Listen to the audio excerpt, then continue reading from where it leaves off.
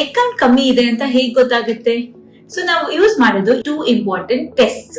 ಒಂದು AFC ಇಲ್ಲ ಆಂಟ್ರಲ್ follicle count.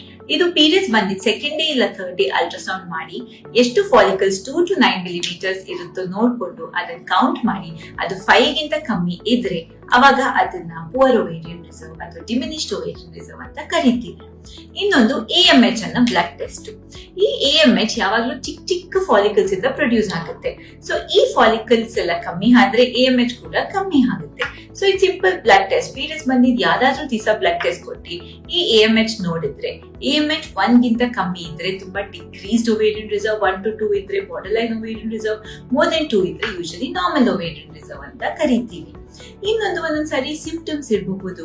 ಅವ್ರದ್ದು ಪೀರಿಯಡ್ಸ್ ಯಾವಾಗ್ಲೂ ಮುಂಚೆ 30 ಡೇಸ್ ಅಲ್ಲಿ ಬರ್ತಾ ಇರ್ಬೋದು, ಇವಾಗ ಸಡನ್ ಆಗಿ ಶಾರ್ಟನ್ ಆಗಿ ಬೇಗ ಬರಕ್ ಸ್ಟಾರ್ಟ್ ಆಗುತ್ತೆ. ಒಬ್ಬೊಬ್ರು ಹೇಳ್ತಾರೆ ಡಾಕ್ಟರ್ ನಂಗೆ 1 ವಾರ ಮುಂಚೆನೆ ಪೀರಿಯಡ್ಸ್ ಬರುತ್ತೆ ಅಂತ. ಸೊ ಈಗಿದ್ದಾಗ ಕೂಡ ಎಗ್ ಕೌಂಟ್ ಕಮ್ಮಿ ಇರಬಹುದು. ಅದನ್ನ ನಾವು ಚೆಕ್ ಮಾಡಿ ನೋಡ್ಬೇಕಾಗುತ್ತೆ. ಅಥವಾ ಏನಾದ್ರೂ ಪ್ರೆಗ್ನೆನ್ಸಿ ಆಗೋದಿಕ್ಕೆ ಪ್ರಾಬ್ಲಮ್ ಆಗ್ತಿದ್ಯಾ ನೋಡಿ.